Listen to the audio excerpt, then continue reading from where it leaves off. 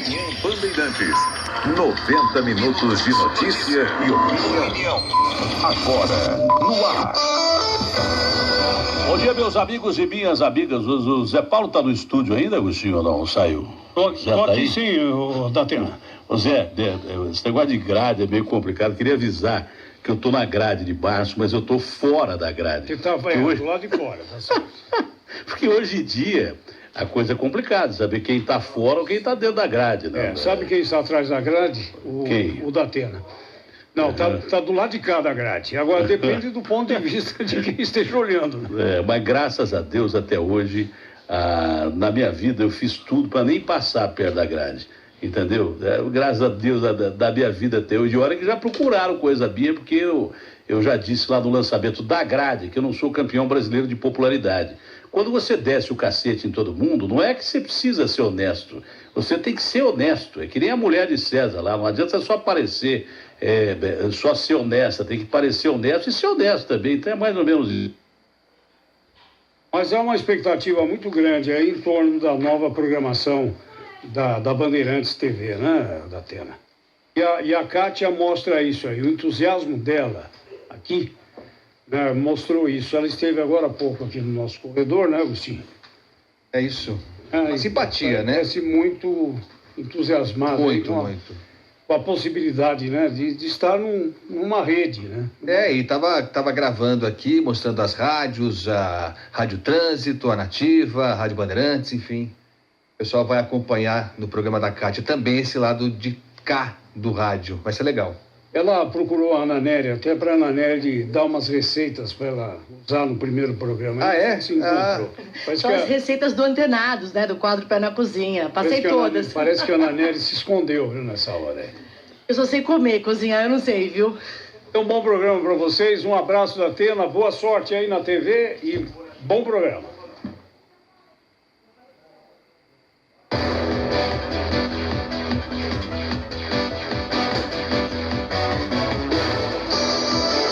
Horas 2 minutos, começando então o 90 minutos de hoje. Hoje, quinta-feira, começando o mês de março, 1º de março de 2018. A gente está na expectativa de uma entrevista importante que vai acontecer hoje aqui no 90 minutos, né, Datena? Não sei se vai acontecer. Se a linha funcionar, vai acontecer. Se não funcionar, não vai acontecer. Agora, eu acho gozado que esse negócio parece programado. O troço está funcionando faz 40 minutos que eu estou esperando aqui para falar. E parece que esse negócio está programado para quando eu entro no ar a linha cai. Não é? Então, a gente precisa ver o tradicional e popular. Bom, vamos esquecer esse negócio de linha, senão não dá para fazer programa, mesmo porque eu já estou desgastado demais de falar desse negócio de linha. Eu já nem sei se é mais essa operadora que fornece os seus serviços aqui, que veio inadvertidamente da minha casa, sem que ninguém me avisasse antes. Não é? Hoje em dia você tem que tomar muito cuidado, mas cuidado extremo. Você viu o que aconteceu no interior lá de Minas Gerais, em Pouso Alegre? Um cara foi prestar serviço de pedreiro para uma senhora e ele era um bandidão. O que ele fez? Ele matou a mulher, cortou o dedo da mulher e ficou tentando sacar dinheiro em caixa eletrônico. Isso é o cara que está prestando serviço. Eu sempre alertei a população, e alerto mais uma vez, espero que a linha não caia, antes de eu terminar o meu raciocínio aqui, que as pessoas têm que tomar cuidado com quem coloca dentro de casa. Mas muito cuidado. Tem muita gente honesta, tem gente legal, tem gente bacana e tal. Mas, você sai de casa e deixa a sua família em casa e, de repente, vem alguém prestar serviço na sua casa. Você precisa saber quem é essa pessoa, precisa saber se é uma firma idônea, precisa levantar se é gente de responsabilidade, precisa ver se é gente honesta que entra na sua casa. A maioria dessas pessoas que prestam serviço é de gente muito boa, mas hoje tem bandido em todo lugar. Hoje tem bandido em todo lugar, você tem que tomar um cuidado desgraçado. Que mesmo no meu condomínio, que tem uma segurança excepcional, de vez em quando tem cara que entra, entendeu? Então você tem que tomar cuidado. Aí de repente vê essa operadora, inadvertidamente, sem avisar, sem prévio aviso, sem nada, viemos aí para resolver o problema. Primeiro que aqui não é a casa da mãe Joana. Segundo que essa operadora e a Bandeirantes também já deviam ter checado isso há muito tempo, como checaram, mudaram o sistema. Eu falei, não precisa mudar, está funcionando. Mudaram, então... Agora, parece que está programado isso. Eu não sei se esse aparelho aqui... eu queria avisar o pessoal da técnica aqui que pode vir mais uma vez na minha casa, trocar esse aparelho aqui, que acho que está programado para desligar exatamente a hora que eu entro no ar. Mas é a última vez, tá? Mesmo porque eu não tenho condição de ir até a emissora, porque tem outro programa para fazer à tarde, agora tem mais um programa de domingo, uma questão logística que a emissora aceitou. Agora eu não posso todo dia, na hora que eu vou entrar no ar, me desgastar com um problema técnico. Eu sinto muito, mas não dá. Não dá. Eu estou aqui sentado faz 40 minutos só com a preocupação de entrar no ar. Você perde completamente o raciocínio. Mas vamos voltar à Vaca Fria, que você que é ouvinte da Rede Bandeirantes de rádio, que é a maior rede de comunicação do país, onde eu tenho orgulho de trabalhar nessa emissora, que é a pedra fundamental do grupo, eu quero deixar bem claro uma coisa. Tome cuidado com quem você coloca dentro de casa. E quando vem gente de última hora, que não tem visita pré-programada, que você não sabe se realmente é quem é que está falando, entendeu? Não deixa entrar. Faz o que eu fiz. Falei, não vai entrar na minha casa, não. Primeiro que já foram umas 40 vezes, eu não sei quem está aí. Minha mulher me ligou. Falou, olha, tem gente aqui para tentar resolver um problema. Que problema, pô? Mas que problema? Sempre falta 2 minutos para entrar no ar, esse negócio não funciona. Quando funciona 2 minutos, quando não funciona 2 minutos de entrar no ar, não funciona no ar. Aí depois volta ao normal como se nada tivesse acontecido, uma coisa pré-programada para me torrar a paciência. E isso acontece com você. Você vai pegar e usar uma tomada para carregar o seu celular. Ah, mas isso não é problema da Atena. O Brasil está ferrado, você vai se preocupar com uma tomada. Preocupa, porque o cara precisa do telefone celular dele. E aí ele pega e chama o cara para arrumar a tomada. Agora, nesse desespero de você ter uma pequena tomada que não funciona, que é um grande problema para você, você pode botar um bandidão dentro da sua casa sem saber. Tome cuidado. Eu gosto de rádio, porque rádio é assim, rádio é amigo. O rádio tem oportunidade, dá oportunidade a você para você conversar, bater papo, né? Para você discutir uma série de assuntos e tal, até assuntos que parecem banais, mas não são. A segurança pública, você vê como é que está a situação do país hoje.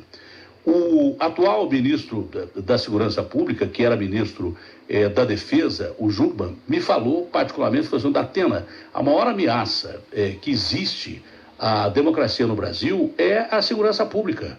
Eu me sinto mais delegado agindo em causas internas do país do que ministro da Defesa, que tenho que defender o Brasil de agressões externas. Então, deixa eu te falar uma coisa. Tanto ele estava certo que hoje está fazendo quase que papel de delegado com o Ministério da Segurança, tendo sob sua tutela, por exemplo, a Polícia Federal. Não é verdade? Então, tome cuidado com pequenos detalhes. Pequenos detalhes salvam vidas. Hoje em dia, você que já não tem o direito de ir e vir, você que já não pode andar daqui para lá, de lá para cá e daí por diante, não é verdade? Você que está complicado nessa situação, você também não pode nem ter o direito de estar, o direito de cidadania. Porque aquele princípio básico da cidadania é onde você mora. Eu moro na rua tal, número tal. Portanto, eu sou cidadão brasileiro, tá? Mas isso não é respeitado. Você não é respeitado na rua pelos bandidos, não é respeitado no shopping, não é respeitado no banco, não é respeitado em nenhum lugar. Você não tem o direito constitucional que te assegura ser respeitado no seu direito de ir e vir. Não tem mesmo. Agora não tem condição de ficar em casa. Quantas pessoas saem para trabalhar que deixam a família em casa, que deixam a criança em casa, porque normalmente a mulher trabalha também e tal, e que confiança que você tem? A não ser um cara que tem 1000 seguranças, mesmo assim ele fica preocupado. Pô, será que o segurança vai facilitar para alguém entrar dentro do lugar e daí por diante e tal? Você entendeu como é que é o negócio? Pô, nós precisamos ter segurança no Brasil para pelo menos voltar para casa, ou sair de casa, ou ficar em casa em tranquilidade, em paz. Você não pode receber, às vezes você recebe o cara da carta, o carteiro, vai saber se é o carteiro mesmo. Você entendeu como é que é o negócio? Então, meu amigo, tem que tomar todas as precauções. Enquanto esses caras não ajeitam o país, e não adianta ficar botando exército, botando marinha, botando aeronáutica na rua, tanque de guerra, de bala para matar elefante. Não adianta ficar fazendo Ministério de Segurança se você não mexer na lei. A lei que muitos desses bandidos políticos, alguns já na cadeia, o cunhão deles, que tomou decisões importantes na política, esses caras só favoreceram bandido. Antigamente, crime hediondo não tinha progressão de pena. Hoje tem sequestro, violência sexual, que você está vendo de crimes de origem sexual com bandidos que vão para a rua. O cara tomava 30 anos de cadeia e ficava na cadeia, sequestrador, violentador sexual. Até para a polícia agir, tem que ter um conjunto legal que se adeque ao Brasil, né?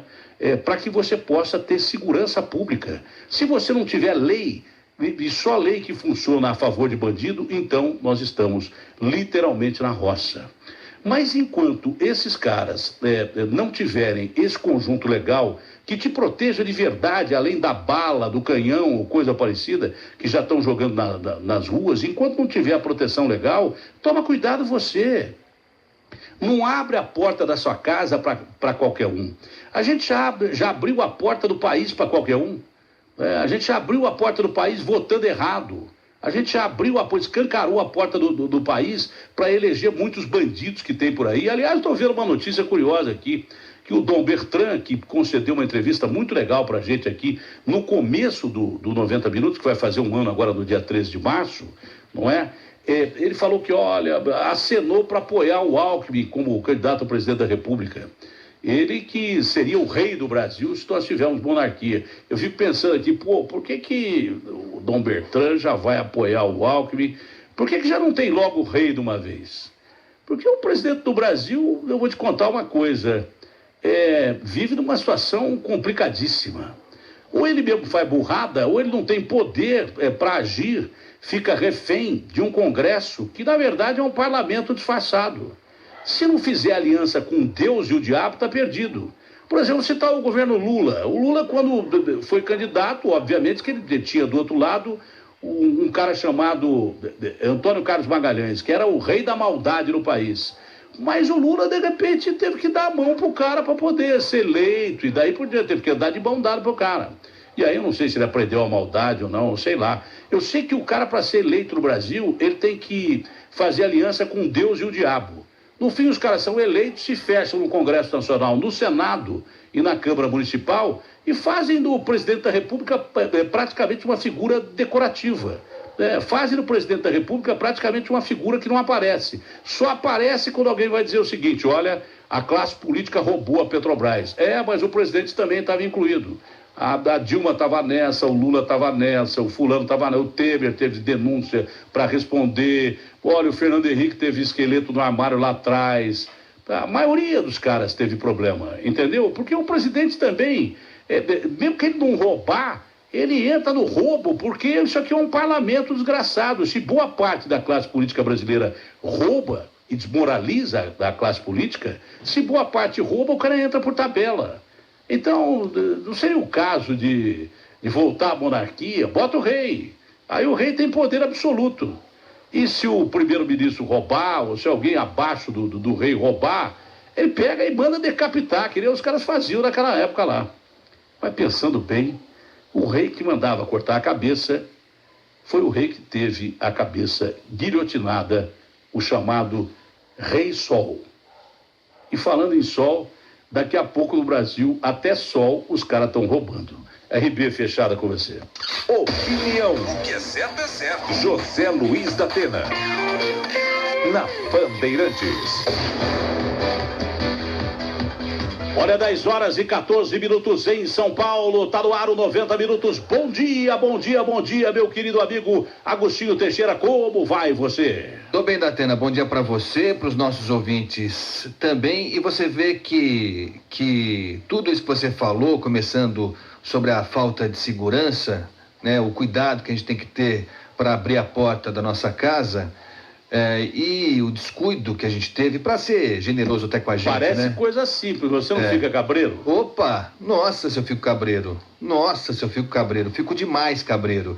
E tudo isso tem a ver com o que nós fizemos com o nosso país mesmo, né? A gente deixou que entrasse gente que tinha outros interesses. Isso não é de hoje, não, já é de longa data, E aí uma coisa puxa a outra, porque a lei que permite com que os assaltantes ajam com tanta facilidade, ajam com tanta ousadia, tem a ver com os nossos homens públicos que não têm nenhum interesse em modificar essa lei.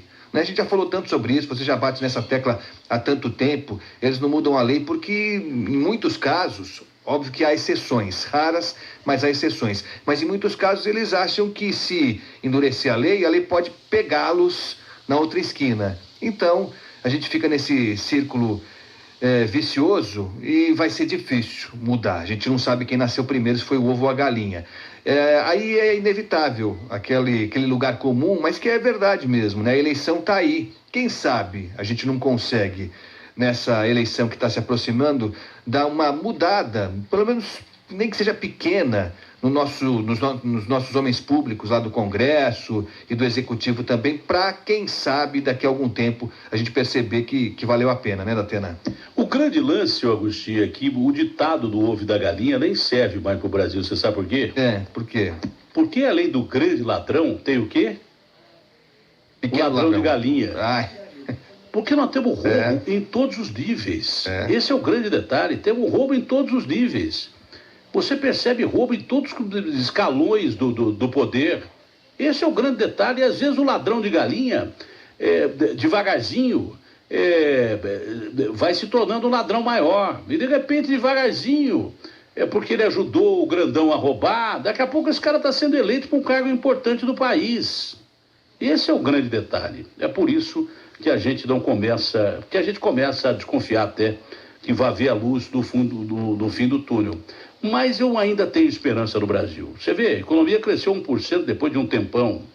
Quer dizer que o Brasil, com todo esse saque que nós tivemos, com toda essa roubalheira que nós tivemos, os empresários brasileiros conseguiram ainda campo de trabalho. Tem muita gente desempregada. Tem uma Bélgica aqui desempregada. A Bélgica é onde tem a capital da comunidade europeia, Bruxelas, 16 milhões de habitantes, né? 12 milhões de habitantes. O mesmo tanto de desempregados que tem no Brasil, mas mesmo assim o Brasil consegue, depois de tão roubado do jeito que ser a 8ª economia do mundo. Então a gente tem que acreditar, temos que ter esperança. Está ficando cada vez mais difícil, mas enquanto não botar os ladrões de verdade na cadeia, porque não adianta só combater o PCC, o crime organizado, porque tem gente pior do que Marcola e Fernandinho Beiramar nesse país aqui, e alguns a gente até elege, infelizmente. Bom dia, Naneri, como vai você? Oi, Datena, muito bom dia a você, bom dia aos ouvintes da Rádio Bandeirantes. Eu vou muito bem, obrigada. Os nossos ouvintes também vão muito bem participando aqui pelo WhatsApp 999048756.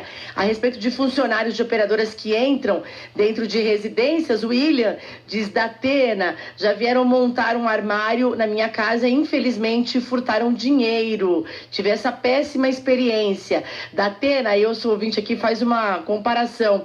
Nós abrimos a porta mesmo para os políticos e partidos levarem o nosso dinheiro nas contas de luz, de água e de gás. Esses entraram e não querem sair. É o nosso ouvinte Paulo. Também tem ouvinte aqui falando sobre caixas eletrônicos. Proibirem locais públicos é o cúmulo da incompetência, Datena. Cadê o dinheiro dos impostos para investir em segurança? E ontem você falava a respeito da prova de vida, né, Datena? Muitos ouvintes participaram ontem e hoje já começaram a chegar também comentários com esse tema. Vamos ouvir. Cadê o tempo? Dessa prova de vida, uma baita de uma sacanagem que eles estão fazendo com os velhinhos. Eu fui ontem para fazer essa... Não ia falar um palavrão. Fiquei 1h15 para fazer isso aí. Gasta 1 minuto e meio para fazer. Sacanagem, pô. Bom dia, parabéns. É o Jorge, Datena.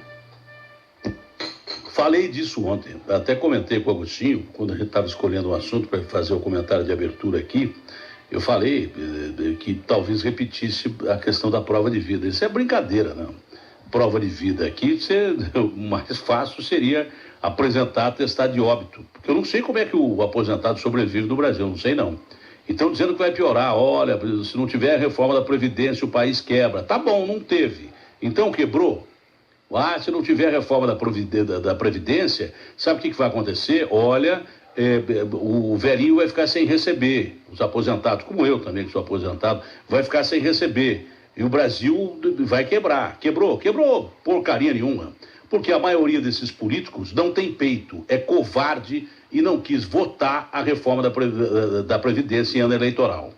Eu sempre insisti com os políticos que diziam que tinha que ter reforma da Previdência aqui, que eu duvidava que eles fossem votar a reforma da Previdência durante ano eleitoral. Duvidei, sempre duvidei. E principalmente agora o presidente Temer, que defendeu até outro dia a reforma da Previdência, mas que pode ser candidato a presidente da República, resolveu deixar para lá. Falou, quer saber? Eu vou botar o exército lá no Rio de Janeiro e vou esquecer desse negócio da reforma da Previdência, porque se eu acertar em cheio na segurança pública, que é o principal tema de discussão num país onde você não pode botar o nariz para fora de casa e nem ficar dentro de casa, o cara fala assim, pô, de repente eu tenho até chance. É mais ou menos assim que funciona a política no Brasil, um toma lá da cá, gente que... o cara acha que porque ele é bom caráter, olha, eu sou bom caráter, eu sou político, mas eu não roubo, que isso basta. Isso aí não basta, não. Você não pode ser bom caráter e sentar do lado de bandido que está do seu lado. Isso aí não basta você só não roubar. Isso aí é o mínimo indispensável para qualquer ser humano. Não é político, é para qualquer ser humano. Agora, o que adianta o cara ser honesto e sentar do lado de um monte de cabra safado que ele sabe que é safado? Você entendeu como é que é o negócio? Bom, tem um cara que eu respeito da política e respeito mesmo, ele sabe, não é de hoje. O Ciro Gomes nasceu em Pindamonhangaba, no interior de São Paulo, tem 60 anos, viveu até os 5 anos na região do Vale da Paraíba. Pô, não sabia que o Ciro é de Pindamonhangaba. Deu uma terra do Alckmin, não é? De Pinda. Não sabia, o Ciro tem um sotaque nordestino pra caramba. Mudante então para o estado de origem da família, o Ceará. Formado em Direito pela Universidade Federal do Ceará, entrou na política em 82, já foi deputado federal, ministro da Integração Nacional, ministro da Fazenda no governo Itamar Franco, governador do Ceará, prefeito de Fortaleza, deputado estadual e um montão de outras coisas. E o Ciro tem uma coisa, não tem rabo. O Ciro é um cara limpo. Eu não ouço falar que o Ciro roubou, que o Ciro meteu a mão e tal. Isso aí já é uma grande coisa. Mas Ciro, é um prazer falar com você. Eu não sei se você concorda comigo com esse negócio. Por exemplo, o Aécio estava para ser preso, estava quase na cadeia. A irmã estava presa, o assessor estava preso, até o cachorro estava preso. Aí veio o ministro Marco Aurélio, ele ia para a cadeia. Aí veio o ministro Marco Aurélio e falou assim, olha, o mandato deve ser respeitado. Então ele tem que não só não prender o cabra, como devolver o cabra ao Senado. Você entendeu? Não só não prendeu o Aécio, como devolveu o Aécio ao Senado. Ministro, eu acho que o mandato deve ser respeitado. Deve sim, senhor ministro, principalmente para quem tem o mandato outorgado pelo povo, esse cara que deve respeitar o mandato. E havia um monte de evidências que vão ficando pelo meio do caminho contra o Aécio Neves. O cara escapa de uma prisão e volta direto para o Senado. Tem coisas do Brasil que até Deus duvida. Ciro, bom dia, é um prazer falar com o senhor. Bom dia, Datena, um prazer muito grande. Me permita, abraçando você, abraçar toda a gente querida de São Paulo e onde chega o seu programa pela Bandeirantes. O Ciro, você foi citado numa entrevista do Lula aqui, dizendo que ele realmente vai resistir, ele não vai fugir do país e daí por diante. Não é? Ele disse o seguinte, eu não ando vendo que o Ciro está falando porque ele anda falando demais. O Ciro ou vai para a direita ou não pode brigar com o PT. Eu fico fascinado de ver como uma pessoa inteligente como o Ciro fala tão mal do PT. Não consigo entender. E qual é a sua opinião sobre as declarações do... Bom, essa é a pergunta que eu vou fazer. Essa aqui é a entrevista da Mônica Bergamo, Garrafa? Essa daí é a entrevista da Mônica Bergamo? Ou é outra entrevista? Não, a entrevista que foi dada a Mônica Bergamo, excelente jornalista do grande jornal A Folha de São Paulo. O presidente Lula falou para a Mônica Bergamo e foi uma entrevista longa que eu não li ainda, por isso que eu estou lendo a pauta aqui. Não gosto de ficar seguindo muito a pauta, mas eu estou lendo porque eu não vi a entrevista do Lula. O que você tem a dizer para o Lula, o Ciro? Olha, eu tenho que ter muita paciência, porque não é nada fácil para um homem que tem a trajetória do Lula, está hoje carregando uma condenação de 12 anos e um meio de cadeia, já em segunda instância, com mais não sei quantos processos, com a sua honradez completamente posta em suspeição, e não é fácil para ninguém, e eu tenho um coração antes de ser uma pessoa da luta. que eu sou muito também. Então eu prefiro não comentar, mas o que é importante e grave aí é que o Lula parece não estar percebendo corretamente o que está acontecendo no país.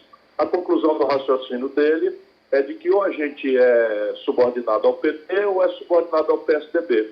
Ou seja, velha história de repartir o Brasil entre coxinhas e mortadelas, caracterizar esse enfrentamento por miudices, ódios, paixões, enquanto o país está sofrendo todo tipo de grave constrangimento no emprego, no salário, na violência, na deseducação, na saúde pública, que é o que de fato nós deveríamos estar debatendo.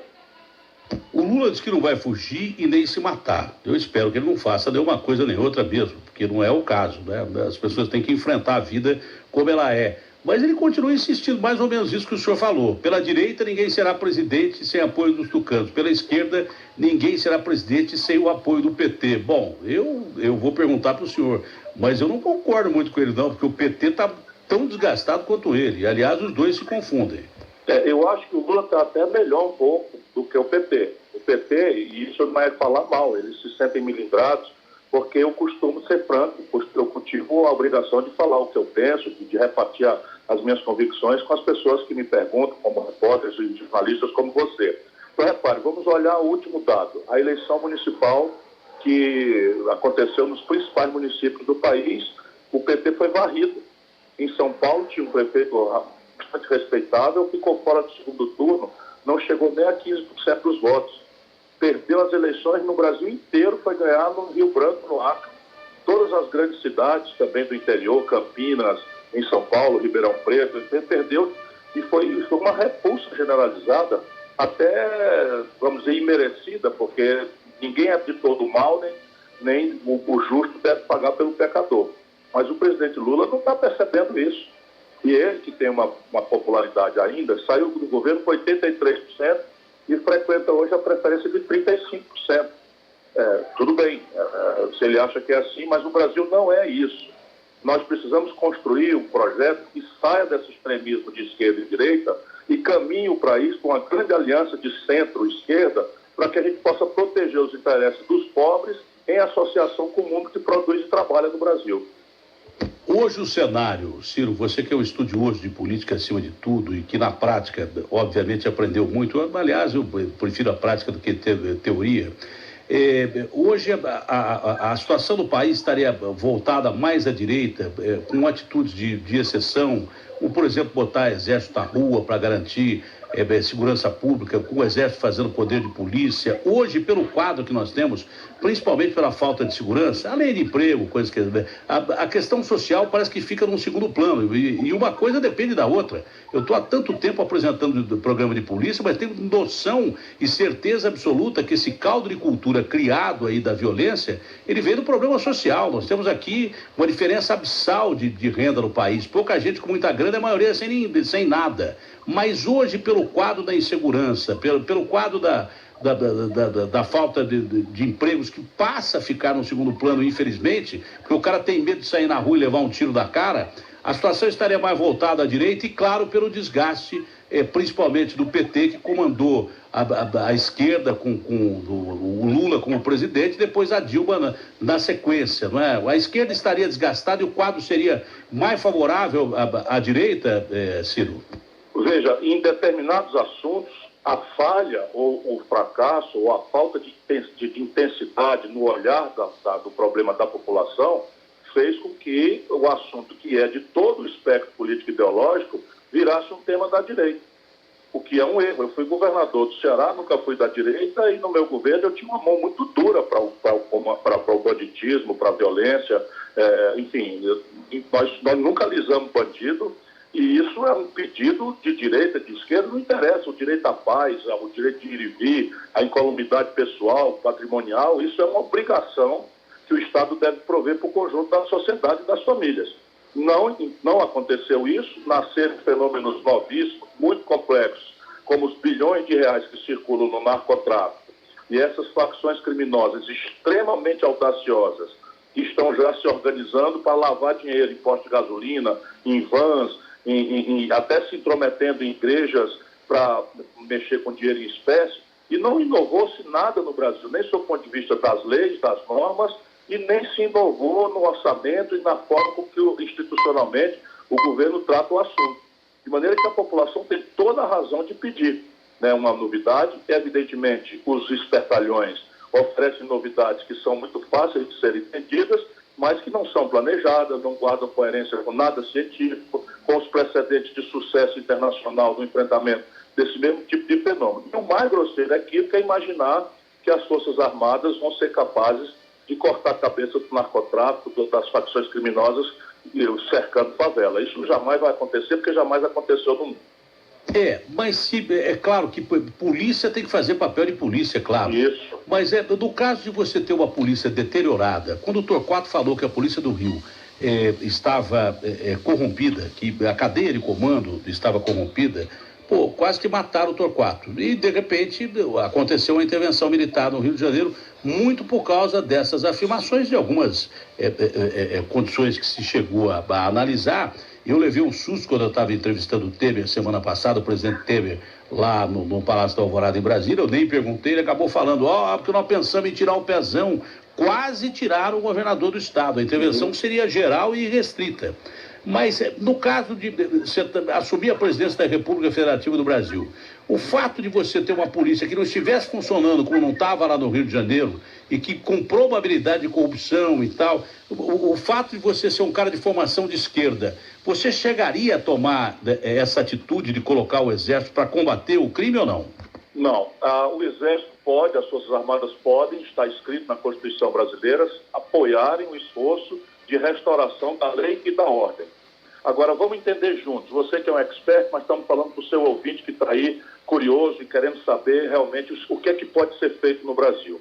Nós precisamos fazer criar um sistema nacional de segurança envolvendo desde uma regulamentação diferente das guardas municipais, que passariam a integrar também um sistema de inteligência, de informação, até uma cabeça e em discussão e inovações, são muito polêmicas. Por exemplo, só o Brasil tem 2 polícias. Uma polícia enfrenta o teatro do crime, que é a polícia militar, mas não tem nenhum poder de investigação. E aí a gente inventa uns trambiques que pega o policial militar, vai prender o bandido e leva para uma audiência de custódia. Chega lá, ele não é formado para investigação, ele não é treinado para formação de culpa, como as leis complicadas do país exigem. Um defeitozinho formal, o juiz bota o bandido na cadeia, bota o bandido na rua, e o policial fica absolutamente angustiado. Em paralelo a isso, o mundo inteiro está experimentando o suborno. Não é só de policiais, é de políticos, é de juízes, é de promotores, é de ministros. E isso a gente tem que ter clareza que não se enfrenta com aparato, isso se enfrenta com inteligência, com informação, e esse será o meu grande passo adiante no sistema de segurança no Brasil. Eu vou montar um sofisticado sistema de inteligência e contra-inteligência. A Polícia Federal será encarregada e mandaremos a lei para que seja federalizado algum conjunto de crimes. Um deles, evidentemente, será a corrupção de autoridades públicas. É claro que você não combate crime organizado sem inteligência. Você não tem como você combater crime organizado sem inteligência. O crime organizado, você ter uma ideia, chegou a tal ponto no Brasil que o PCC é a maior organização criminosa do mundo hoje, a que mais cresce no mundo. O que para nós é uma vergonha, mas é. Ela que nasceu aqui em São Paulo, domina boa parte do país, hoje é. O Brasil é o segundo maior consumidor de cocaína do mundo, além do que manda para fora. É o primeiro maior consumidor em crack. Como é que você pode ter uma situação segura no país? O que eu estou querendo dizer que o crime no atacado, ele arrebenta com o crime no varejo. Nós temos essa situação de insegurança pública do país exatamente porque o crime organizado cresceu muito. Então, o ladrão de galinha que está matando para roubar celular, ele faz parte também dessa cadeia toda, porque ele vai trocar por droga ou coisa parecida. Então, você tem que combater, primeiro, lavagem de dinheiro. Esse é o ponto principal, lavagem de dinheiro. E continuam dizendo que não há como controlar as fronteiras brasileiras. Ora, pois, o Brasil não produz porcaria nenhuma de droga. A droga vem dos países limítrofes, tá? Vem dos países que fazem fronteira com o Brasil. Armas que entram junto com a droga vêm de fora para cá. Como é que você vai botar a polícia combater? Sabe por quê? Não é que a polícia tenha que ter bazuca. O bandido é que não pode ter fuzil. Isso. Se você não resolver o problema das nossas fronteiras, dizer que tem 17 mil quilômetros que vai daqui ao Japão e que não tem como você resolver, ora pois, Eu não sei se o senhor pensa dessa forma. Seria muito mais inteligente a gente usar as nossas Forças Armadas, que o então ministro da Defesa e hoje ministro do Ministério de Segurança Pública. Não adianta nada criar Ministério de Segurança Pública se você não falar uma coisa que o Ciro colocou aí. Você combate crime com lei em primeiro lugar. Lei. Lei pesada, quando o crime é pesado, lei e pena. Que não tem nem lei e o bandido não tem nem medo de pena nesse país aqui. É assim que você combate o crime organizado. Lei. Não adianta você botar canhão, tanque de guerra na rua, que você não vai combater. Com polícias que têm que ser, obviamente, reconstituídas, está tudo sucateado, houve muito roubo nesse país, também na segurança pública. Não é só na segurança pública, a saúde está caindo aos pedaços, a educação está caindo aos pedaços, a segurança pública também. Então como é que você quer combater crime organizado, que não tem problema de verba, vai lá e pega a grana desse tráfico internacional violento e utiliza isso para comprar armas, não é? Com uma polícia que está sucateada, com gente mal paga, que fica muito mais propícia ao que o Ciro disse aí, que é suborno. Não adianta, isso é tudo perfumaria, botar exército na rua, fazer Ministério de Segurança, sem esses fatores que eu acabei dizendo aqui, você não vai chegar a lugar nenhum e o crime vai continuar crescendo e daqui a pouco corre o risco de desmoralizar o uso das Forças Armadas. E por isso que precisa criar uma Guarda Nacional como a dos Estados Unidos. Não adianta a Guarda Nacional com 500 homens descenados. Você tem que ter uma Força Nacional para não ficar chamando militar toda hora. Toda hora chama o meu irmão, não dá. Então, eu acho que o senhor fez uma análise legal disso tudo, viu, Ciro? Não adianta você ficar jogando para a torcida, porque o país só vai continuar perdendo a guerra contra o crime, porque chamar as Forças Armadas do Rio é um claro sinal de que nós estamos perdendo a guerra para o crime organizado. Essa guerra, da forma tradicional, como está sendo feita, com a mesma legislação, parte dela da década dos anos 50, é de fato completamente irresponsável. O Brasil precisa estar em linha no mundo, inclusive contra paraísos fiscais. O Brasil precisa montar um sistema de inteligência e contra-inteligência, como já lhe disse, para rastrear os caminhos do fuzil AR-15, porque se você não pode estar com um homem a cada 100 metros na fronteira, você hoje tem drone, tem satélite, tem uma série de requisitos tecnológicos que o país também pode acessar se montar uma concepção de polícia moderna, avançada e científica. O sistema de drones que nós temos para a fronteira, isso me disse o juiz Odilon, que é o maior especialista em controle de fronteira, e se não fosse por uma medida aí do Conselho Nacional de Justiça, ele estaria sem segurança, porque ele bateu de frente com o crime organizado e se aposentou, teria perdido a segurança que lhe é devida pelo Estado e teria morrido, porque ele bateu de frente com os principais barões da droga. Tem um sistema de drones aí na fronteira brasileira. Sabe o que aconteceu com o sistema de drones? Está sucateado. Não investiram nada. Não é verdade? As unidades do Exército da Atena, as unidades do Exército brasileiro que foram chamadas para esse desafio no Rio, e vamos torcer que nossos jovens soldados sejam protegidos por Deus, pela comunidade, para que amanhã não sejam vítimas ou da intolerância quando atirarem alguém e ficar com aquela comoção, ou quando receberem um tiro, um jovem tenente. Enfim, eu torço muito que dê certo, eu não sou daqueles que gostam do quanto pior melhor, mas as unidades do Exército Brasileiro e da Marinha na fronteira estão simplesmente trabalhando a meio expediente por falta de verba para o rancho.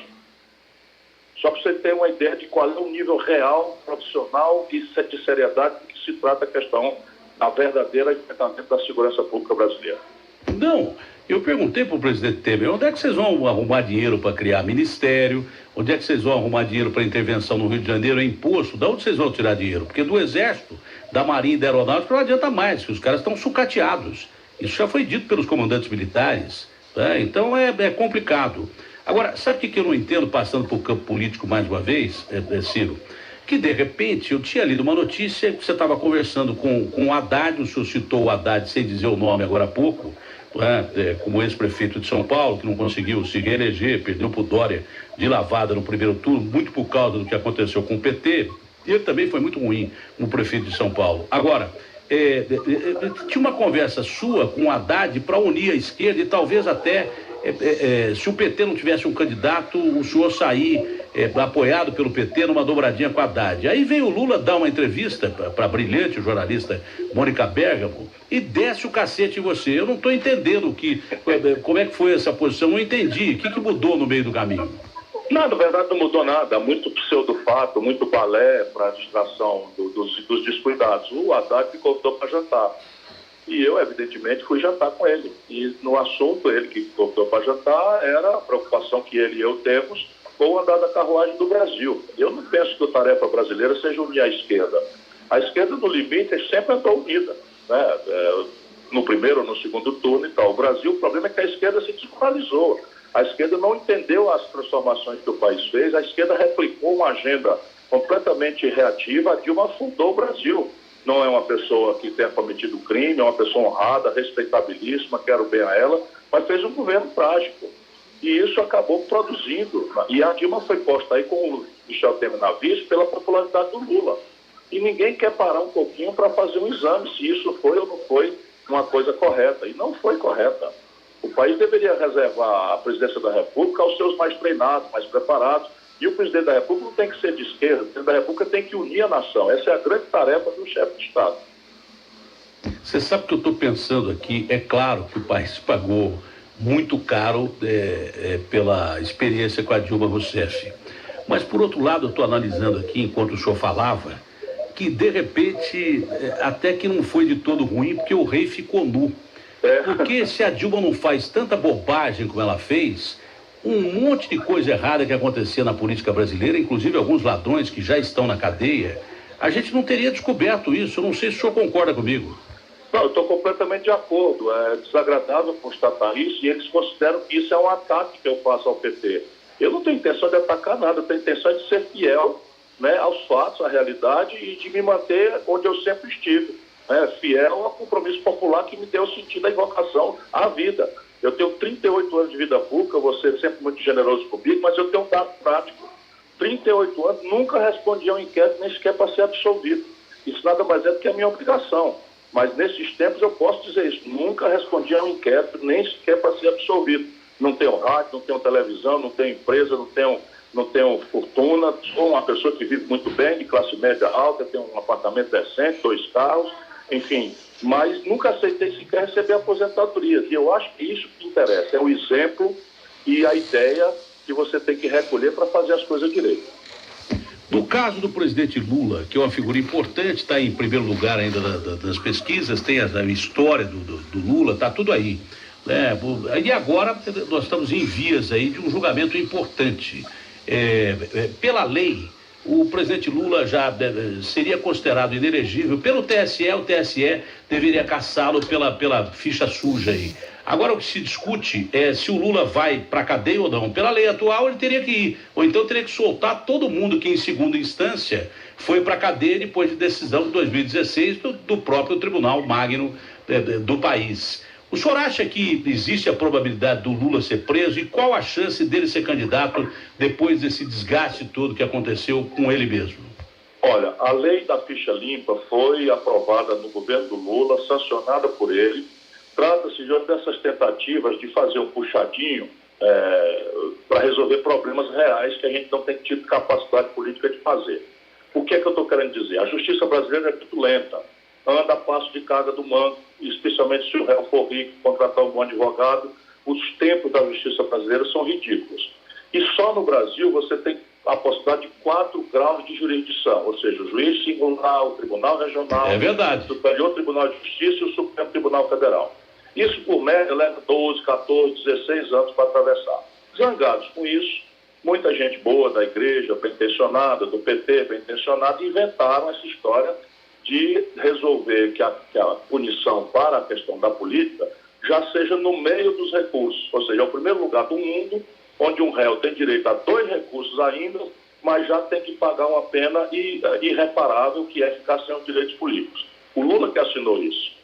Eu cansei de escrever na época dizendo que nós tínhamos que resolver era a lentidão da justiça, mudar a lei processual, acabar com esse grau de 4 graus de jurisdição, deixar só em 2 como o mundo inteiro faz. Não, a gente evita porque os advogados ganham dinheiro com isso, eu sou advogado, não estou falando mal de ninguém. Os juízes gostam do poder de fazer isso, o Ministério Público adora, enfim. Então agora nós temos a seguinte situação, nenhum brasileiro condenado na lei da ficha limpa teve direito a se candidatar nem a vereador, nem a estadual, nem a federal, nem a senador, nem a governador, nem a prefeito no Brasil. Nenhum.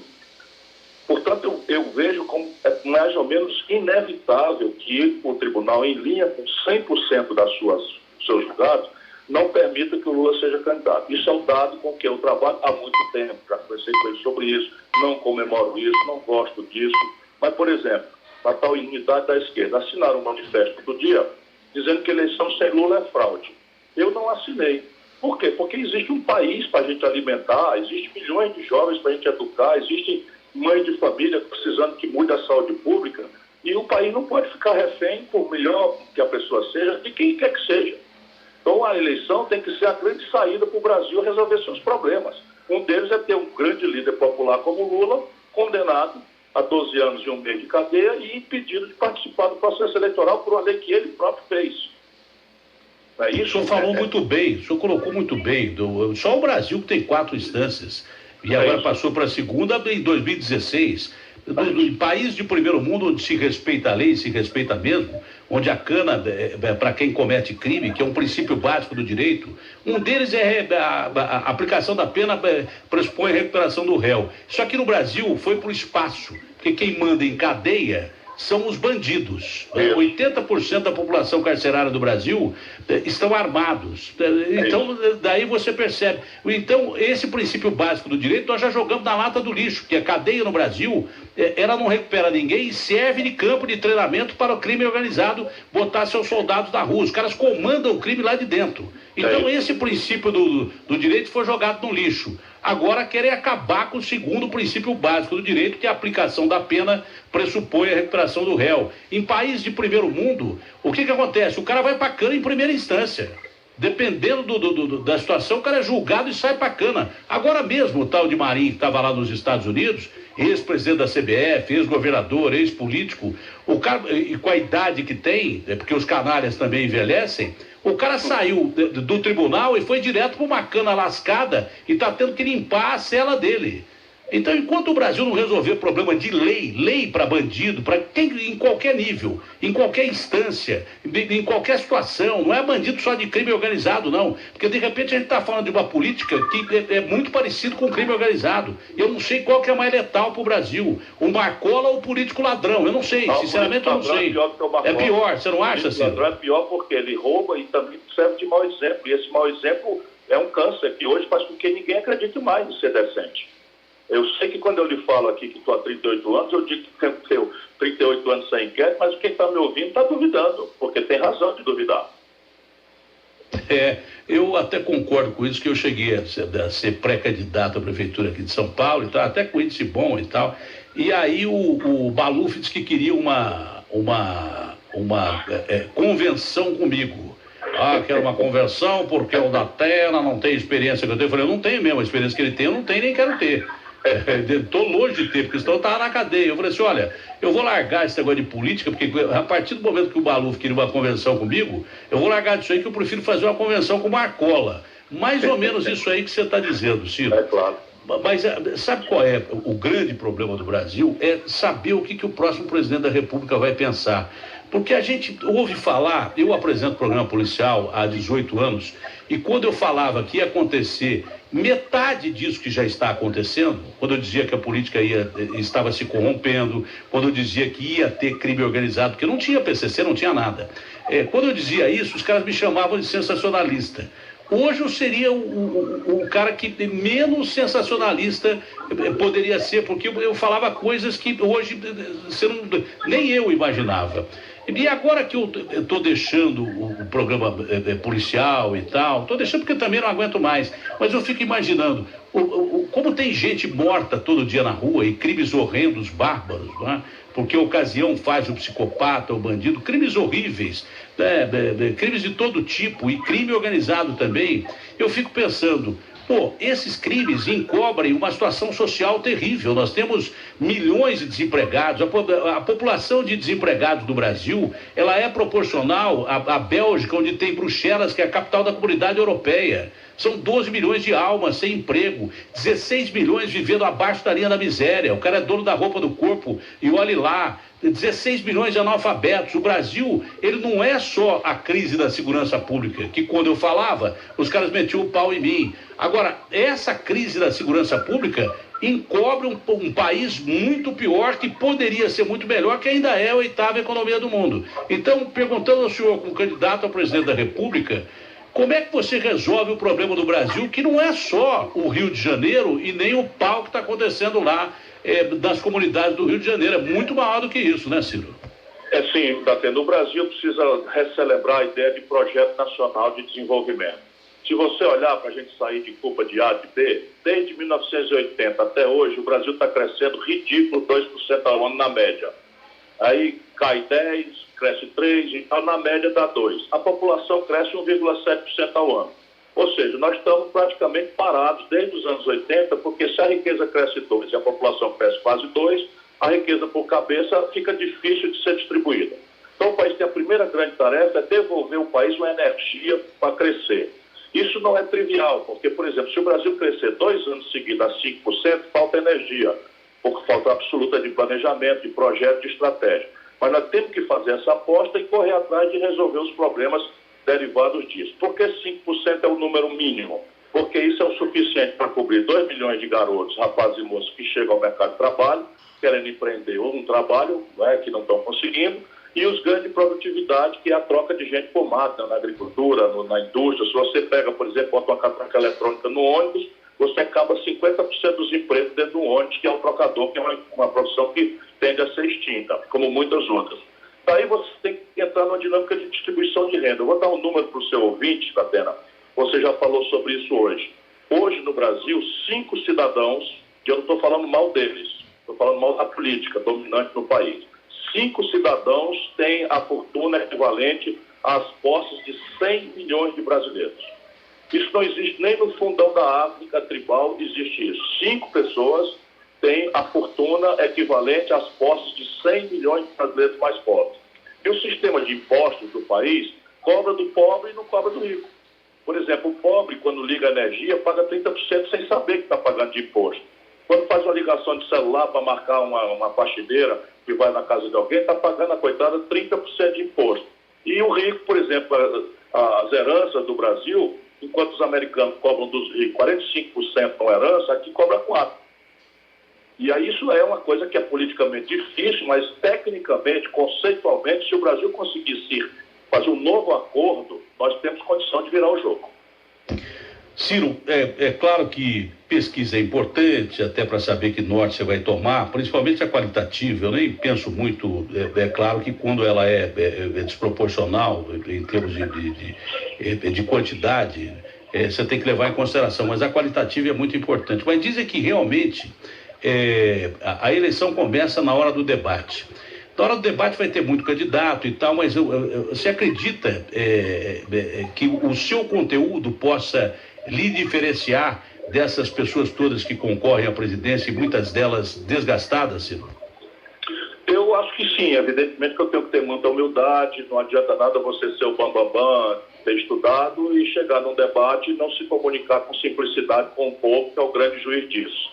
Mas eu acredito que a população brasileira, depois do protesto, da zanga justa que tem, não faltam razões para a descrença generalizada do povo na política, o povo vai lembrar que nós temos um país que temos que alimentar, eu volto a dizer, eu me lembro disso todo dia, 206 milhões de bocas, que temos que fazer uma equação para essa violência impune, mudar as leis, isso só quem faz é a política.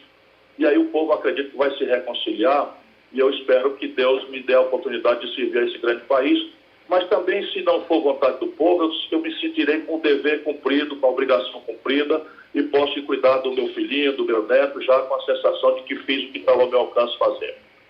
Como é que é possível? Eu discordei do presidente Temer, quando o presidente Temer, nessa entrevista lá no Palácio da Alvorada, disse assim, porque a imprensa desmoraliza muito a classe política. Eu falei, presidente, o senhor vai me desculpar interrompê-lo, mas quem está se desmoralizando é a própria classe política, que deu motivos para isso.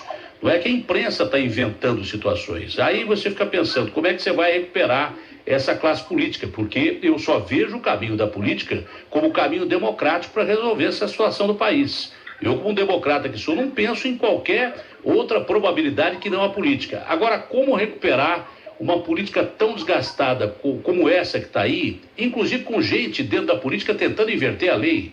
Você disse, essas leis vieram dentro do governo do Lula.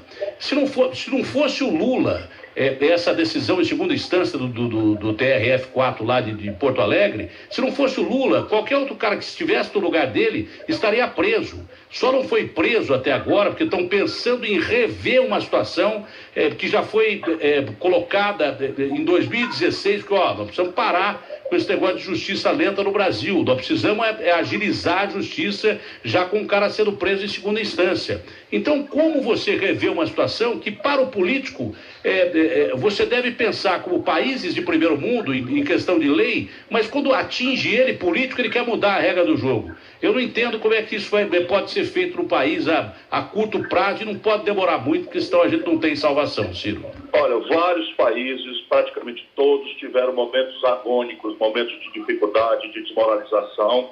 E o que é que resolveu historicamente? Você tem desde uma experiência, aí eu gosto de citar a história, porque ela ajuda a gente também a não punir tanto o nosso povo, que já sofre mais do que merecia, dentro do ônibus, empregado, humilhado no posto de saúde.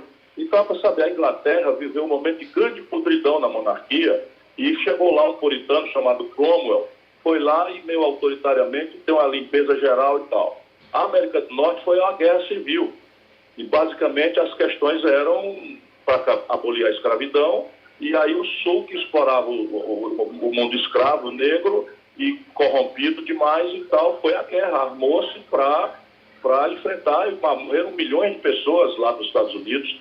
Então nós no Brasil estamos meio atrasados ainda com a agonia de um país que não tem um exercício de democracia permanente, como a França, que desde 1789, sem nenhuma interrupção, o povo vota, acerta e ganha, e erra e perde. E a França fez um vexame também na Segunda Guerra Mundial, se entregou por Hitler sem disparar um tiro, de maneira que todos os povos vivem esses momentos agônicos. Quais são aqueles que venceram?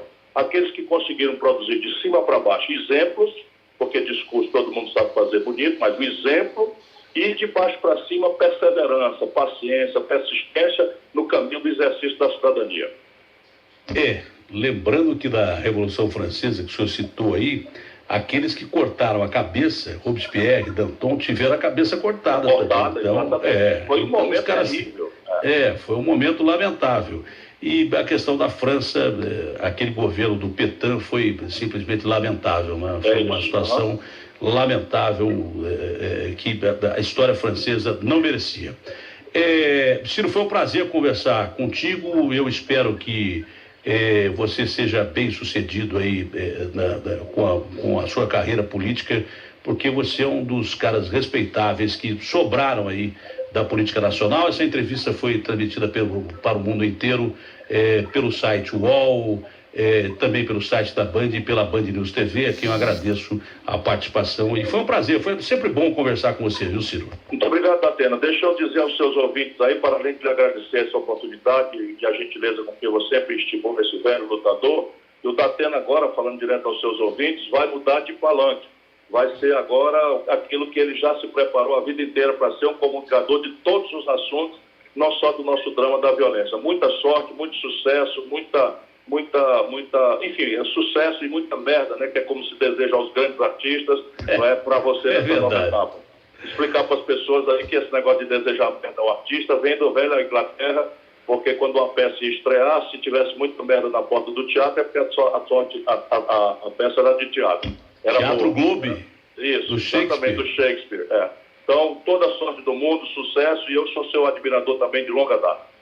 É recíproco, e muito obrigado pela chamada para o Agora é com o Datena, no programa de domingo. Tchau, Ciro. Obrigado, um abraço. Abraço grande. Agostinho Teixeira, você gostou, Agostinho Teixeira? Gostei muito, Datena, gostei muito. O Ciro é uma figura bem interessante mesmo. Acho que ele é transparente, cara, é honesto, é um cara verdade. Transparente. Agora, existem pessoas que nem aparecem, é por isso que eu gosto da sua inteligência, viu? Que de repente, num debate, o cara pode começar a perceber, falou, opa, ninguém tava falando desse cara aí, não? Ainda mais se o Lula começar a levantar a bola para ele e metendo o pau nele. Não, é exatamente isso. Quer dizer, o Ciro Gomes apesar de aparecer nas pesquisas com um percentual muito pequeno, e é o que você falou também, né? Vale mais a pesquisa qualitativa do que a quantitativa. Essa, ainda estamos no princípio, ainda tem muita coisa para acontecer. Mas o Ciro Gomes, independente de qualquer coisa, ele é uma pessoa que acrescenta no debate. Eu acho que tem opiniões fortes para serem contestadas ou para serem aplaudidas, não interessa. Ele não foge de pergunta. A discussão sobre a segurança pública, a ponderação que ele faz sobre o uso, na opinião dele, inadequado, exagerado do Exército, é algo para a gente refletir, e vai ser interessante observar o posicionamento dele. Ele chegou a falar algo bem interessante também sobre uma coligação de esquerda e centro para tentar se reposicionar. São novidades. É novidade mesmo, interessante isso. Criticou a esquerda, ele se posiciona como um candidato de esquerda, ele criticou duramente. Cara, mas eu não estou entendendo até agora como é que o Haddad vai conversar com o Ciro, vai jantar com o Ciro. Eu não sei se o resultado da conversa foi esse, o Lula aparece descendo o cacete no Ciro, não entendo. Entendeu? É bem porque o Ciro também, ele não guarda a língua na boca, ele desce o cacete no PT também. Vai ver que é por isso. Ele foi cordial, né, ao falar de Lula, e disse que entende a posição de um homem como Lula. Cordial em termos. Ele foi cordial com o jeitão nordestino. O cara tá para ser preso, o cara não vai ser candidato, então eu tenho que respeitar. Eu senti um tom irônico dele aí, entendeu? Eu não sei se você percebeu desse, mas eu senti.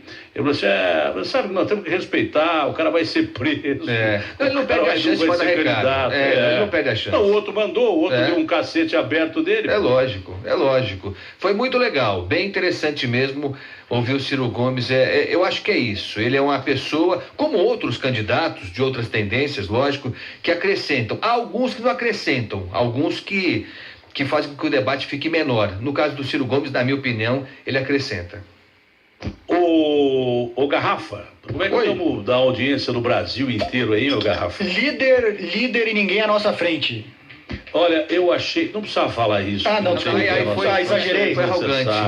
As pessoas que saem do rádio e vai pra televisão fica desse jeito. Não foi legal, hein? Não foi bem. O Garrafa falhou hoje, não? Não foi um tom acima? Desnecessário, eu acho.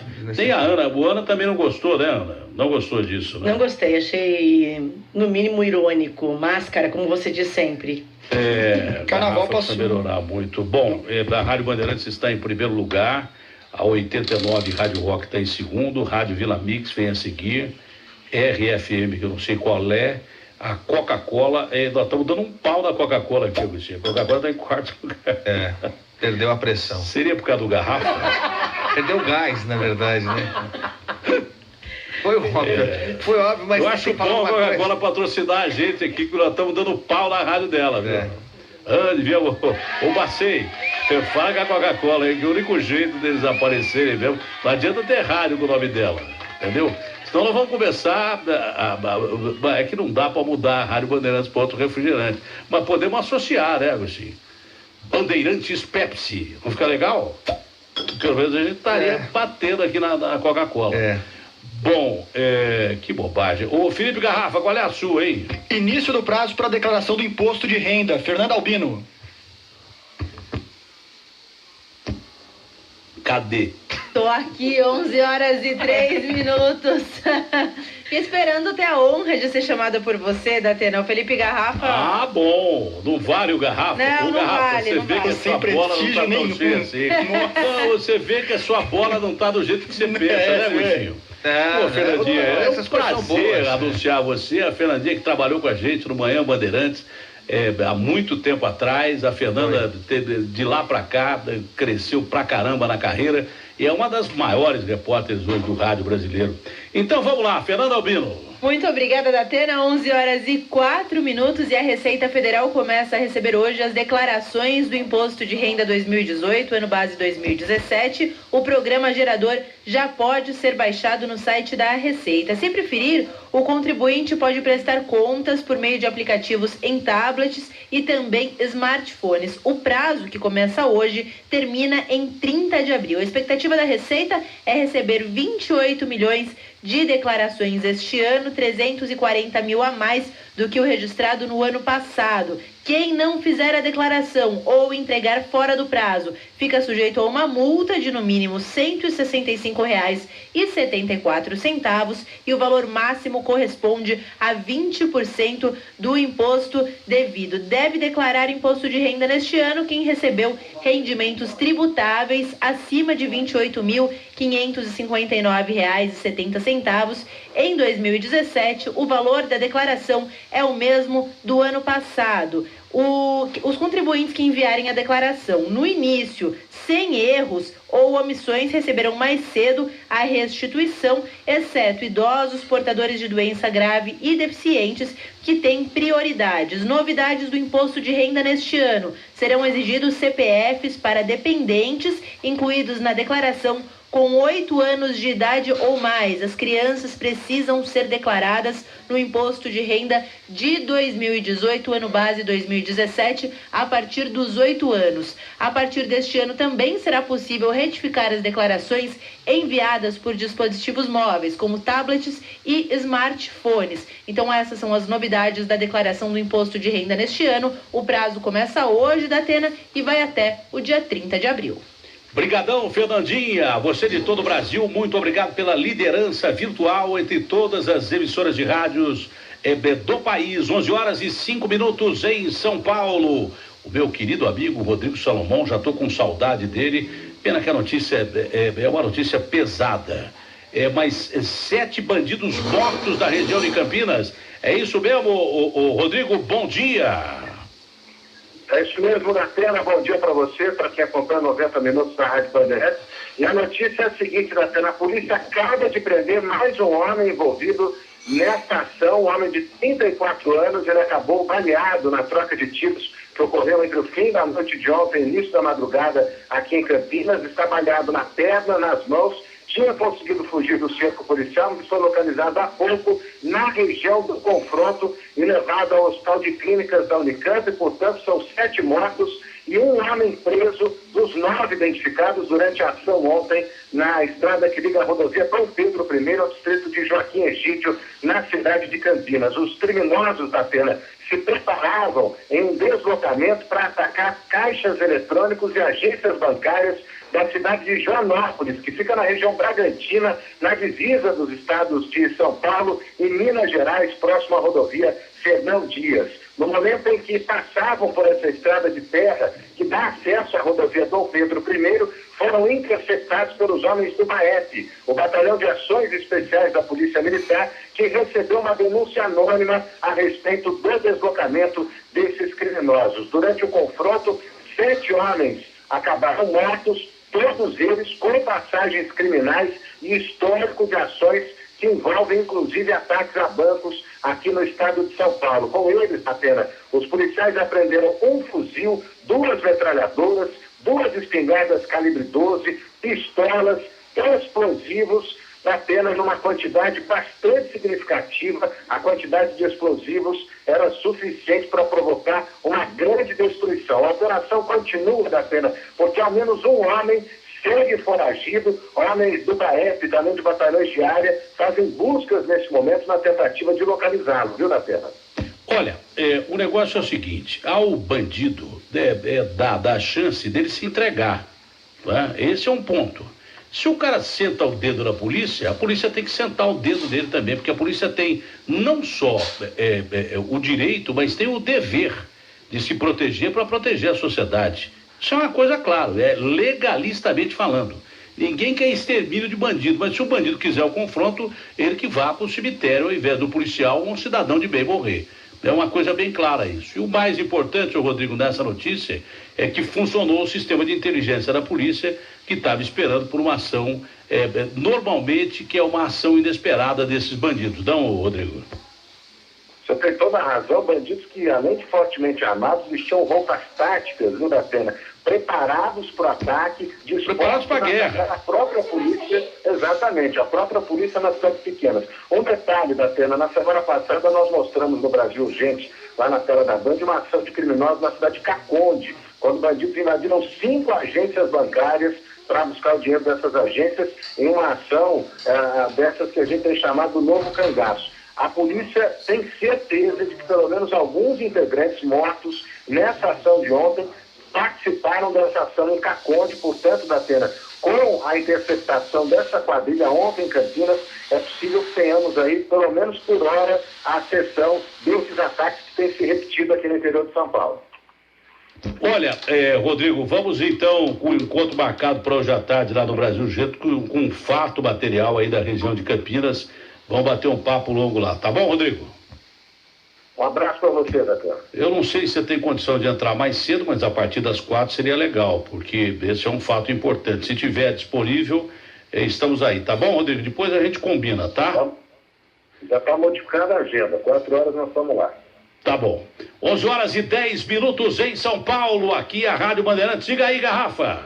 Outro nas Casas Bahia de Pirituba, na Zona Norte, Bruna Barbosa. A Bruna Barbosa tá aí. Oi, Bruna. Oi, Datena, bom dia para você.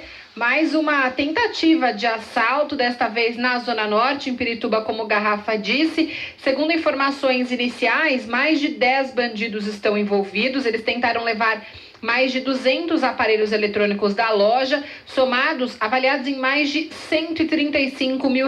Alguns funcionários das Casas Bahia foram feitos reféns, mas ninguém se feriu. Parece que alguns homens foram detidos e outros estão foragidos, mas nós não conseguimos confirmar essa informação. A gente não sabe também, por exemplo, se eles estavam armados, se são maiores de idade ou se já tinham passagem, por exemplo. O único posicionamento que a gente tem até o momento, Datena, é o das Casas Bahia. Eles confirmaram a tentativa e disseram que a polícia prendeu os bandidos. A rede informou também que a loja funciona normalmente e que nenhum funcionário ou cliente ficou ferido. Agora, a Secretaria de Segurança Pública diz que vai apurar o caso com a delegacia onde o caso foi registrado. O 87 diz que a gente tem que falar com a secretaria. Então, enquanto um joga para o outro, a gente fica sem essa informação completa, Datena. Olha, o grande lance é o seguinte, depois daquela intervenção no Rio de Janeiro, vários contatos aí com o estado de São Paulo e com outros estados aí, de comissão de segurança, de gente envolvida com segurança. Eu acho que a história agora é de que guerra é guerra. Para a polícia não tem moleza mais não, guerra é guerra. Ou eu estou enganado, Guto? Não, é isso mesmo, é isso mesmo. Quando você chama o exército... tem que se preparar para ação militar mesmo, e aí é peso pesado. Não, eu tô falando da polícia, porque a polícia não tá alisando não, velho. Não tá. O exército é outra coisa, o que eu disse é outra coisa, que depois da intervenção, com criação de Ministério de Segurança e tal, a gente só tem notícia de que se cara trocar bala com a polícia vai pro espaço, é o que tá percebendo aqui. Eu tô percebendo que isso aí tem aumentado muito, e tem que ser assim, legalistamente falando, tem que ser assim. Bandido não pode mandar nesse país. Bandido é bandido e acabou, fim de papo, é assim que funciona. Tem acontecido, inclusive, reuniões, né, de secretários de Minas, aqui de São Paulo, do Espírito Santo, porque há esse temor de que haja uma migração da bandidagem do Rio de Janeiro, por causa do reforço do policiamento por lá. Isso pode acontecer, não está descartado, longe disso. A polícia tem que se precaver por isso mesmo. Agora, a dúvida que a gente tem, né, Datena, é se a polícia, nesses estados, em todo o país, tem recursos para isso. Né? A gente sabe que não tem. Há pouca condição. Não tem. Os caras são mal pagos e daí por diante. Não tem viaturas que não funcionam, não é só no Rio não, é no Brasil inteiro. A Polícia de São Paulo é a segunda polícia mais mal paga do Brasil. Então não tem. Você não tem nem dúvida disso aí. Não tem mesmo, viu, Guto? Então. Essa é a questão, porque a polícia o policial, como regra, existem exceções, existe exceção em tudo, mas o policial, como regra, é o cara que vai no peito e na raça mesmo. A gente sabe como é que funciona isso. Eu não saía nem de casa para fazer, ganhando isso aí que os caras ganham, para correr atrás de bandido, ficava na minha casa. Condições Vamos piores, a Curitiba não é? Opa! Vamos a Curitiba, onde está o Douglas Santucci. Bom dia, Douglas. Bom dia, Datena. Bom dia a todos que nos acompanham. O Douglas, é o julgamento lá daquele canalha que tomou 9 anos de cadeia e está solto ainda, é isso? Exatamente. Hoje temos aí, a partir de agora, temos uma verdadeira corrida dos advogados de Carme Filho para recorrer dessa sentença. Na semana que vem, eles devem apresentar ao próprio Tribunal de Justiça do Paraná o seu recurso imediato aqui, que o próprio juiz Daniel Avelar deverá analisar. Impossível reverter a condenação da pena. Júri popular é soberano, não tem como reverter. Ele pode sim pedir a nulidade do júri, ou seja, se ele arrumar alguma coisa muito importante, que o júri seja cancelado, mas reverter a decisão do júri é impossível. Ele vai tentar amenizar a situação. A condenação foi de 9 anos e 4 meses de prisão em regime inicial fechado. Tá ruim a linha, mas é isso. O cara tomou 9 anos e 4 meses por dolo eventual. Eu achei que foi homicídio doloso. Eu acho que o cara que toma 4 garrafas de vinho é aconselhado a não pegar carro e sai matando pessoas. O cara que é mais doloso do que isso, Guto? Não tem. Esse é um caso clássico, né? E acho que ficou barato mesmo para ele. O Ministério Público vai recorrer, porque considerou que a pena foi pequena. Demorou demais, 9 anos para que um caso desse seja resolvido, demorou muito, mas quem sabe seja um exemplo, uma fase nova da nossa justiça, tratando mesmo esses bandidos como eles são mesmo. É o que você diz, quem pega um carro... O que adianta você ter prisão em segunda instância se o primeiro julgamento demora 9 anos? Não adianta nada. Porque se fosse um trâmite normal, como em outros países, primeiro que ele seria preso na primeira instância. Já iria para cadeia em primeira instância. Concorda comigo ou não? É lógico. Agora, se tivesse julgado lá atrás, ele já estaria sendo julgado em segunda instância, iria para cadeia, a não ser que ele fosse candidato a alguma coisa e tentasse reverter. Mas tem um monte de recurso e tal. No caso dele foram mais de 30 recursos para retardar a decisão. Então é isso, né? A nossa lei, infelizmente, joga a favor do bandido.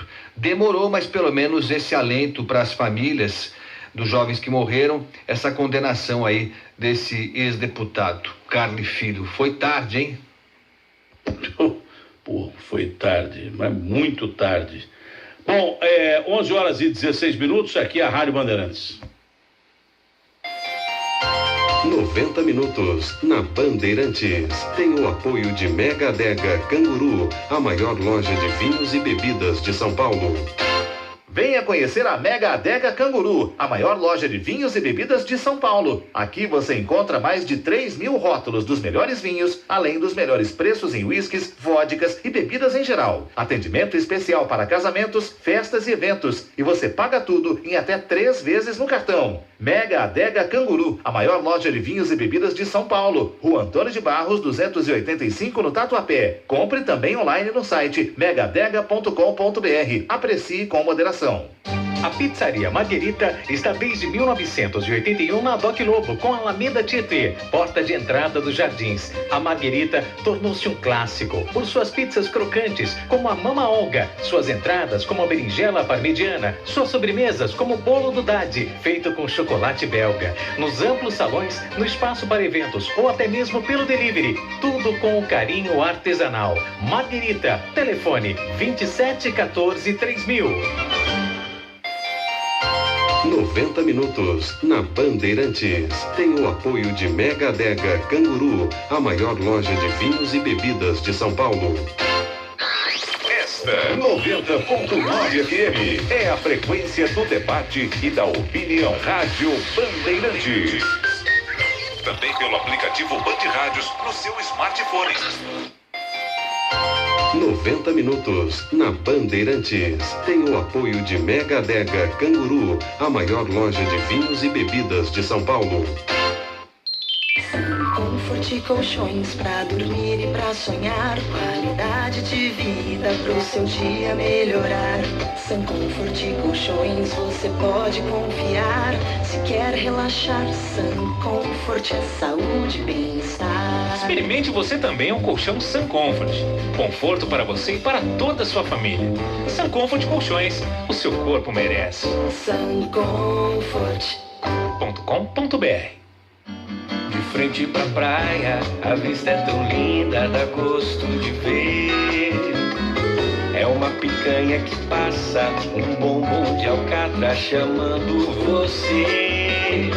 Lá vem costelinha, lombinho, fraldinha pra entender. Porque na Tertúlia a praia rima com carne, sabor e prazer. Churrascaria Tertúlia, Bartolomeu do Guzmão 187, Santos. 90 minutos na Bandeirantes. Tem o apoio de Mega Adega Canguru, a maior loja de vinhos e bebidas de São Paulo.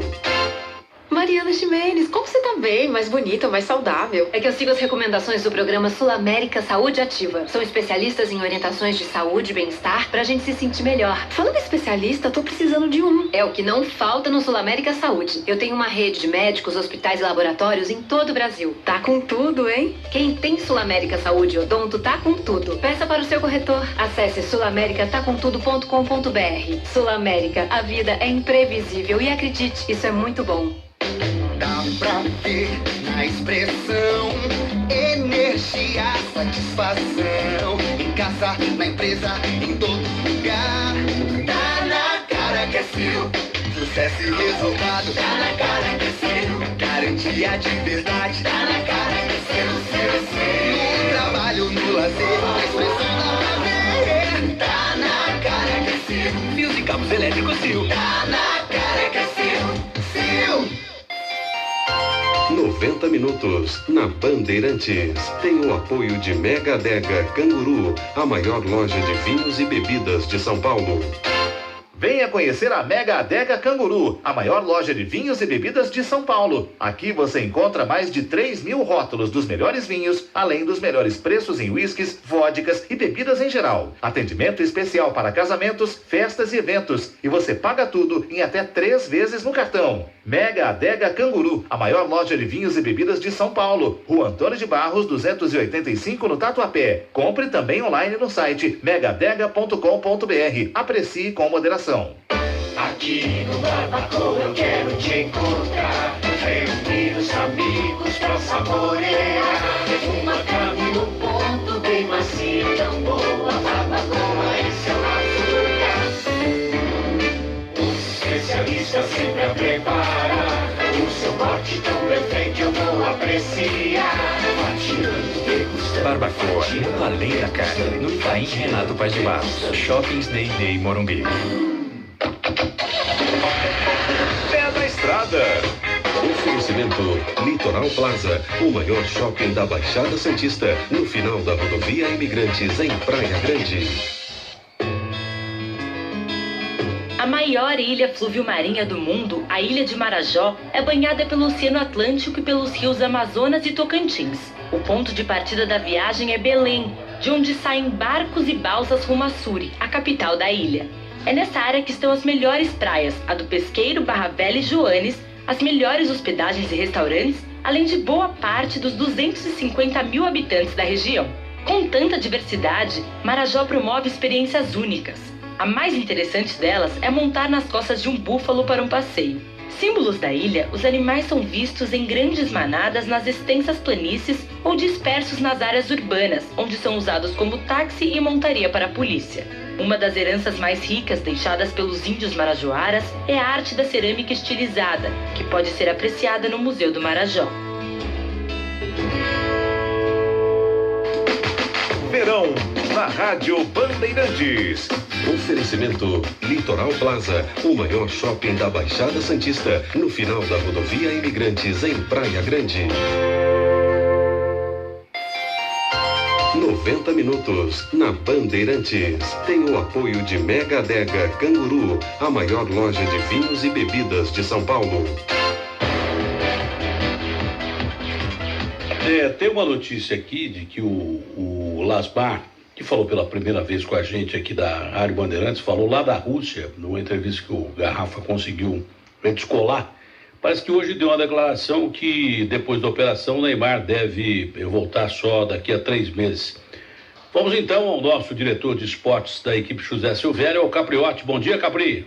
Tudo bem, Datena? Bom dia, Zé. Você tá bom?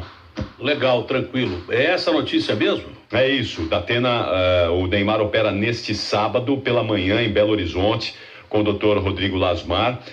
Inicialmente havia a informação de que era uma fissura no 5º metatarso do pé direito do Neymar, mas o Dr. Rodrigo explicou que não é uma fissura não, é uma fratura completa.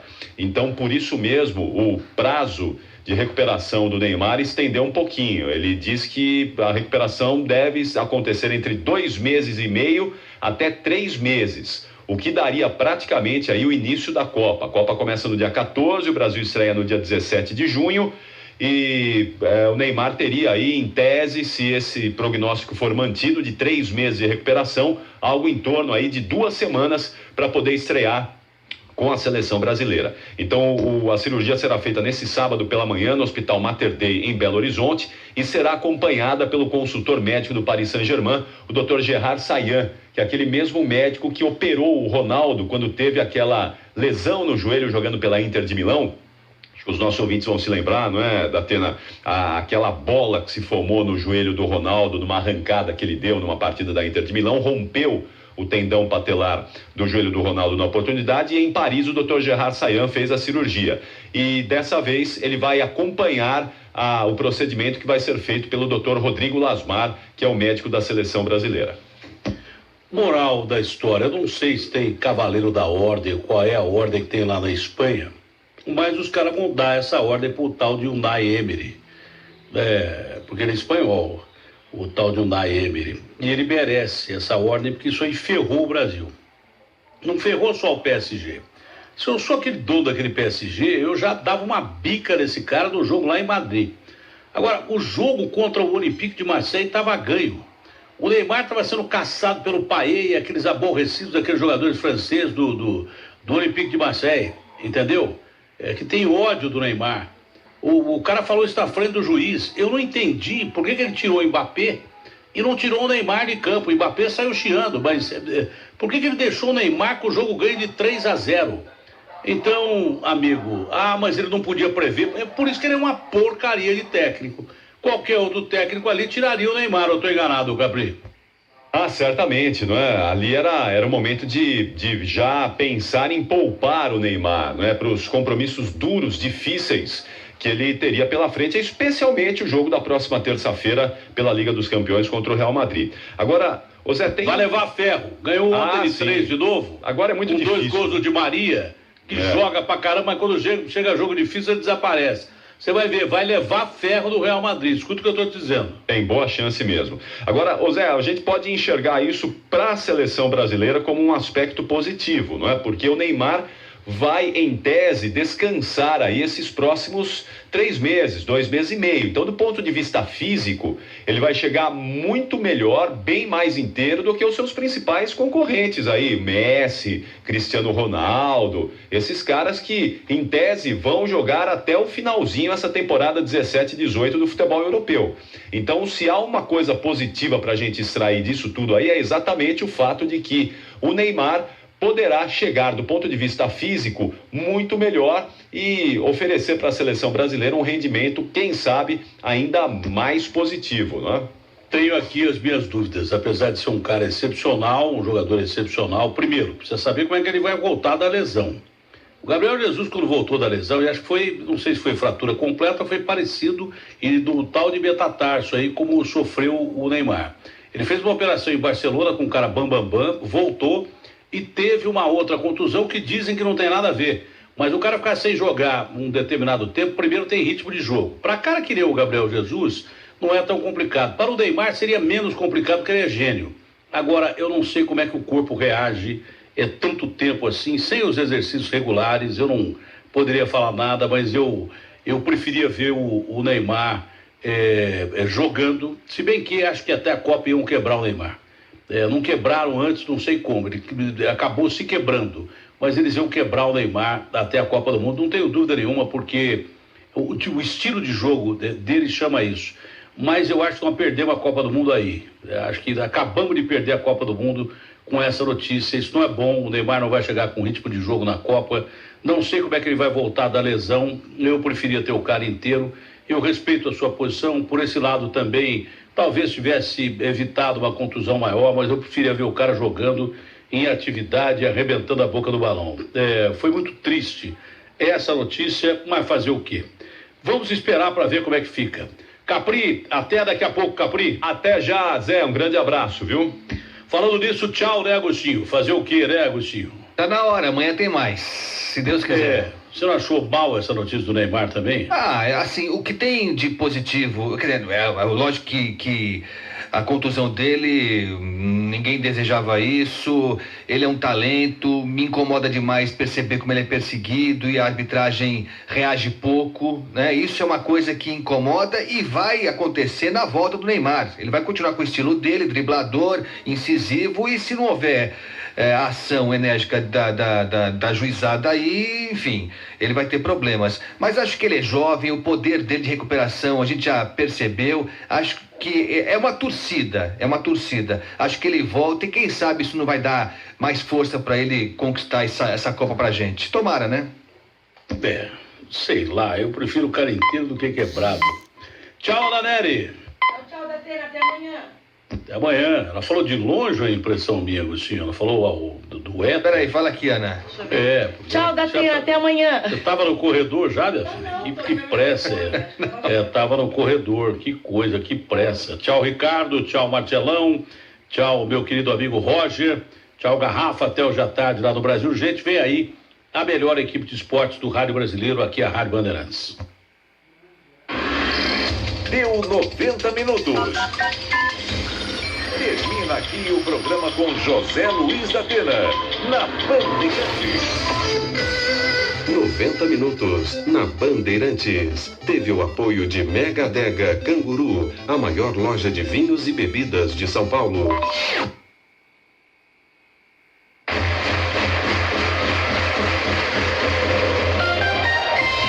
Agora é de primeira. Tem Esporte e Notícia aqui na Bandeirantes. Você sabe do que estamos falando. Me chuta, me chuta, me chuta, me chuta. Espetacular! Na arrombada ganhou. E aí pra você?